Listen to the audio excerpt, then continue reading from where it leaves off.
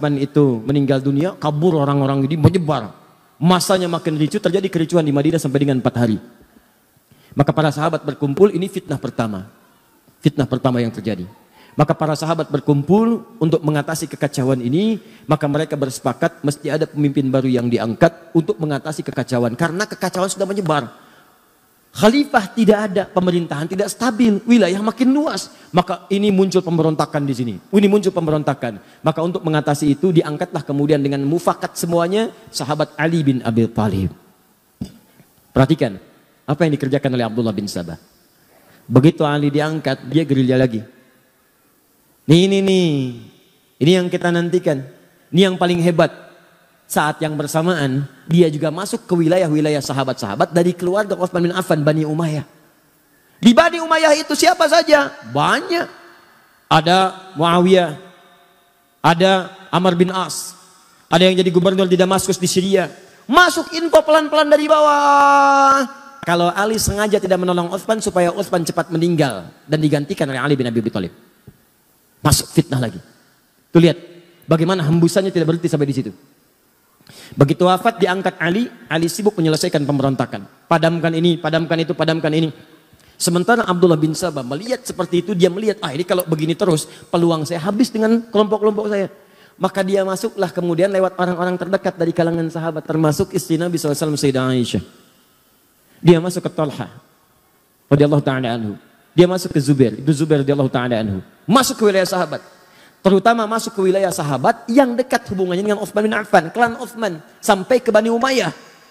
Mereka katakan, perhatikan tuh, Ali itu memang benar-benar sibuk dengan kekuasaan sampai lupa menghukum kisos orang yang telah membunuh Utsman bin Affan. Sebetulnya masalah gampang, kalau ini dikisos selesai masalah. Tuh lihat cara berpikirnya. Padahal pemberontakan itu sudah banyak pada saat itu. Maka ketika infiltrasi yang buruk ini masuk, disebarkan isu, maka menyebar kemudian. Jadi panaslah kalangan-kalangan itu. Datanglah perwakilan mereka kepada Ali bin Abi Thalib. Mengatakan, Ali, ini sudah berlalu, kenapa belum dikisos mereka? Kata Ali, sebentar. Ini kan yang datang masa. Masa ini harus diteliti satu-satu. Harus ada bukti yang jelas, berikan saya waktu. Begitu menyampaikan demikian, tak puas semua. Gak bisa, ini gak bisa. Disulut lagi dari bawah. Sampai terjadi kemudian perang Jamal. Perang Unta. Diprovokasi, masuk kemudian ke lingkungan para sahabat yang lainnya. Ingat teman-teman sekalian, para sahabat itu mulia, udul. Jangan katakan apakah para sahabat mudah terprovokasi, bukan. Karena cara pandang sahabat bukan provokasi, iya. Cara pandang sahabat pada hukumnya. Sebagian mengatakan kalau salah, ketahuan harus segera dihukum. Mereka tahu yang salah si fulan, tapi Ali berpendapat buktinya perlu jelas dulu. Kan sekarang juga 2 alat bukti yang jelas, demikian kan? Sahabat tahu ini pelaku si fulan. Cuma Ali perkenankan saya mengumpulkan bukti dulu. Yang lain minta segera dikisos karena sudah tahu si fulan. Ali bertahan dulu sampai mengumpulkan bukti yang kuat. Dikacaukan ini oleh tadi para penyusup tadi. Maka diprovokasi, kalian sahabat Nabi, kalian orang mulia, ini nanti akan diminta pertanggungjawaban oleh Nabi. Kenapa tidak dihukum? Tegur Ali. Sampai terjadi perang Jamal. Jamal itu unta. Karena peperangannya pada saat dipimpin oleh Sayyidah Aisyah menggunakan unta.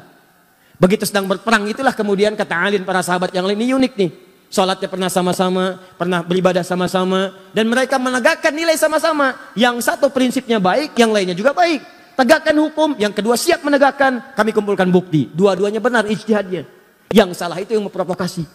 Maka apa yang terjadi? Yang terjadi adalah dua-duanya mengatakan, tolong ya, kalaupun kita berperang, ini bukan untuk memusuhi, ini untuk menegakkan apa yang kita kemudian telah pahami. Jangan saling melukai. Ini aneh Pak, saling berperang, tapi jangan terkena sabatan pedang. Kalau bisa jangan orangnya, untanya aja. Itu terkenal dalam sejarah. Jadi begitu bertemu, gak ada yang mau duluan.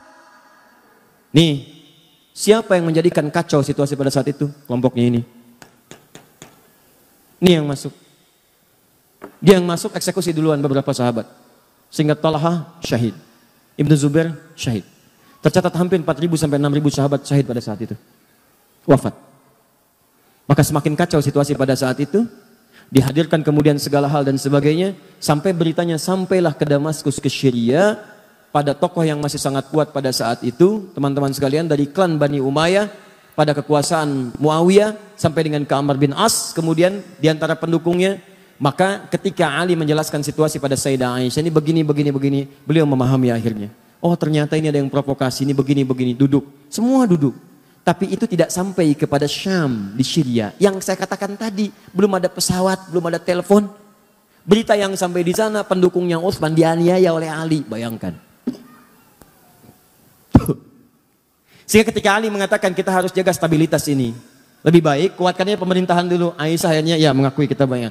Semua bayat, semua bayat. Tenang. Tapi sampai ke Syam itu nggak nyampe beritanya. Akhirnya apa yang terjadi? Diprovokasi. Karena ini sudah perlakuan yang buruk, maka kami, kata ini nih, pengikut ini datang ke sana, kami hanya akan mengangkat khalifah bukan Ali, yang kami angkat Muawiyah saja. Maka diangkatlah kemudian khalifah di sana sampai mendeklarasikan sebagai khalifah baru. Anda bayangkan tuh. Fitnahnya luar biasa. Maka apa yang terjadi? Sudah nggak sempat, konon ada yang menyebutkan Muawiyah kirim utusan untuk klarifikasi, tapi di tengah jalan kemudian dieksekusi. Begitu dieksekusi oleh kelompok dari sini, sempalan sini, nyampe berita ke sana, Ali yang eksekusi. Semakin kuat kemudian rasa bencinya, marahnya, diprovokasi demikian, maka menyiapkan pasukan. Disampaikan juga kepada Ali, Muawiyah sudah menyiapkan pasukan, tidak mengakui kekhalifahan. Maka secara singkat disampaikan, Ali pun mesti siapkan pasukan. Maka dua-duanya menyiapkan pasukan, dikenal dengan perang Siffin itu. Maka apa yang terjadi? Ali mengatakan, ini karena sudah makar terhadap negara, kita harus bereskan, tapi dengan cara yang mulia. Sama kayak tadi tuh, pelan-pelan, karena sama Muslim. Gak ada yang mau nyakiti, gak ada yang mau macam-macam. Ini masuk lagi nih. Yang ini nih, aduh. Nanti saya tunjukkan kepada Anda, ini cuma contoh orang, tapi pemikirannya diwariskan. Dalam setiap hal-hal yang terjadi semacam ini, Anda akan temukan provokator-provokator bertebaran. Termasuk sekarang semakin bertambah eranya, tapi ini nggak akan berubah. Termasuk di YouTube juga banyak provokator nanti. Nanti akan temukan itu. Kembalikan ke sini. Jadi begitu sudah masuk, singkatnya bertemu, lebih besar pasukan dari sebelumnya, terjadi peperangan itu sampai pasukan Muawiyah terdesak. Ya, apa yang terjadi pada saat terdesak Muawiyah? Saya katakan di belakang kan ada Amr bin As yang seterusnya itu jenius.